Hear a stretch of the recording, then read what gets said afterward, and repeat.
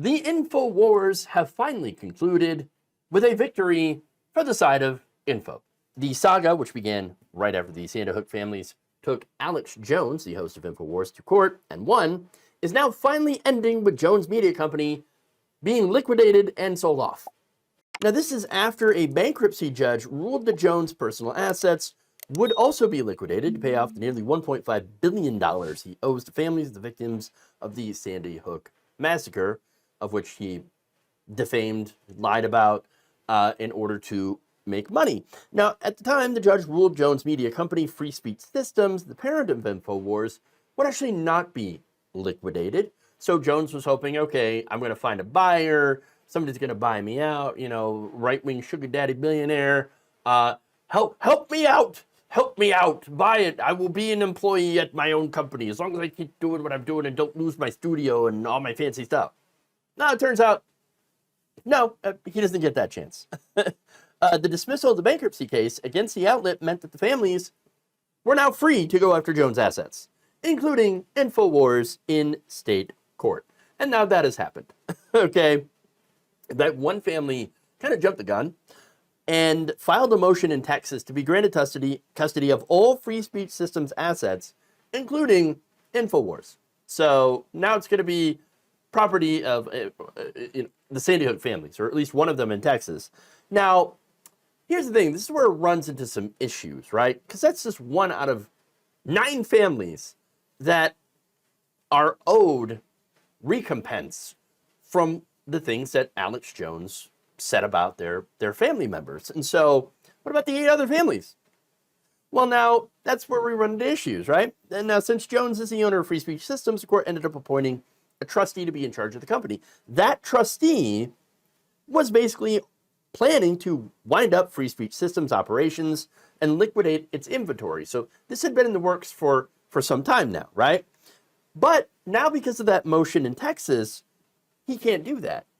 So now they've got to, go to court. Now, he has asked a bankruptcy judge for an emergency stay in the case to allow them to conduct an orderly wind down and sale process of Infowars. So it looks like, very likely, that's still, the liquidation, the sell-off, it's all going to happen, right? And so, all right. Now, what's going on here, and the reason they're doing this, is because the families haven't seen a dime of the money that they're owed.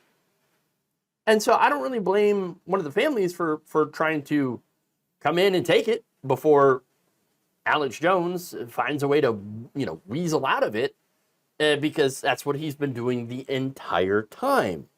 That said, some of the other families are like, hey, whoa, wait a minute.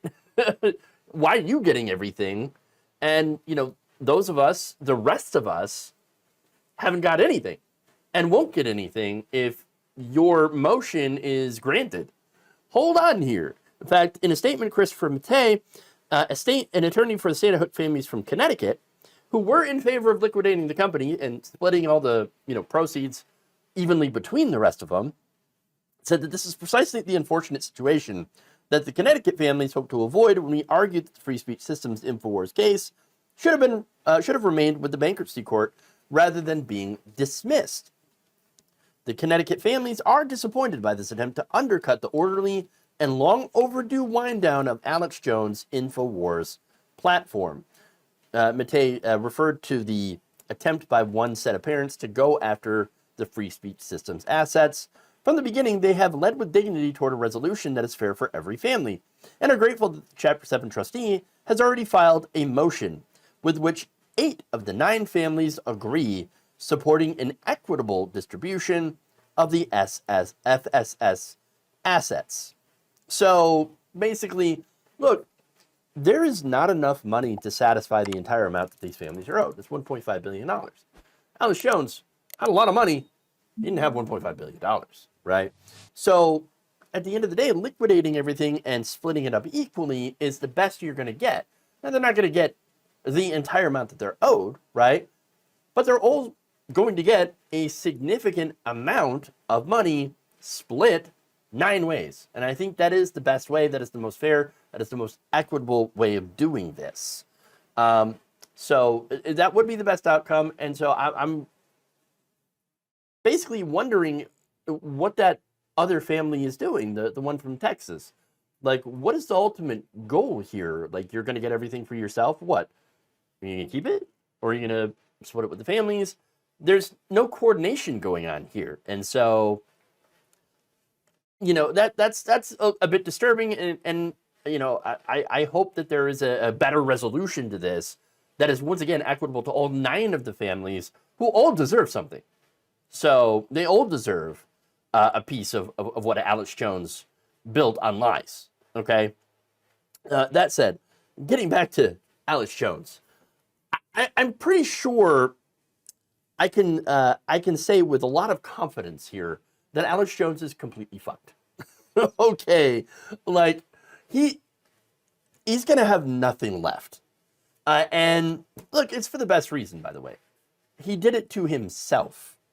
All right, he did not have to lie and defame these families for as long as he did. All right, look, people can make mistakes, right?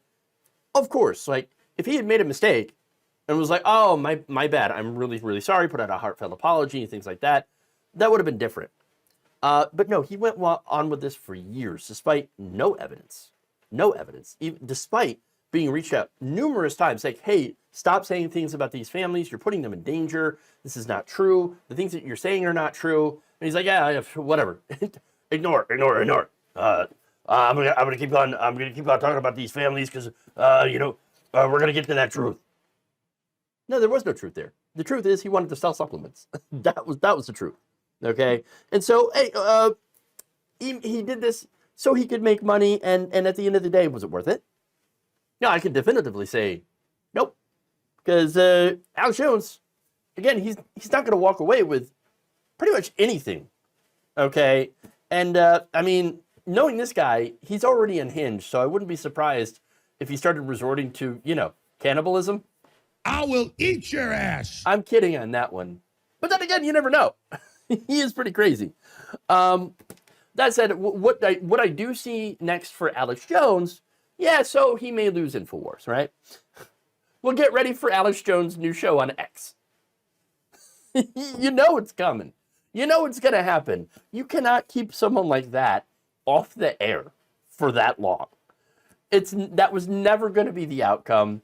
He was always going to get back to doing what he's always done, which is to be an online jackass, spreading conspiracy theories. Now, I guess he's just got to be much more careful in the future of what conspiracy theories he spreads, because he ain't gonna have nothing left. All right, he might lose what piddly webcam he will have to go and buy now that he no longer will have access to the Infowars studio. So, and by the way, he will be back. For the simple reason is that he has enough supporters. He's got enough people who follow him online, even though a lot of the things that he says, the vast majority of things that he says is a complete lie. He'll be back. He'll be back. My biggest hope, though, is not, like, I don't care about silencing Alex Jones. Oh, because he's under danger. No. It's not about him. It's about making sure that all these families who were harmed by his lies get what they're entitled to, or as much of it as they can in an equitable fashion. Thank you for watching. If you enjoyed this video, please like, share, subscribe, hit the bell icon in order to get notified whenever a new video is released. And if you want to support independent, progressive media through this difficult time where it seems like everybody is shutting down, you can become a member on our YouTube page, you can become a subscriber on Facebook, or you can go to my Patreon. It's patreon.com/Jeff Waldorf. Thank you.